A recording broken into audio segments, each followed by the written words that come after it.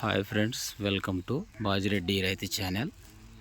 మీరు చూస్తున్న జత న్యూ కేటగిరీ విభాగం గిత్తలు సపటం వీరబ్రహ్మ నాయుడు గారు, ఉయ్యందన గ్రామం, క్రోసూరు మండలం, పల్నాడు జిల్లా వారి న్యూ కేటగిరీ విభాగం గిత్తలు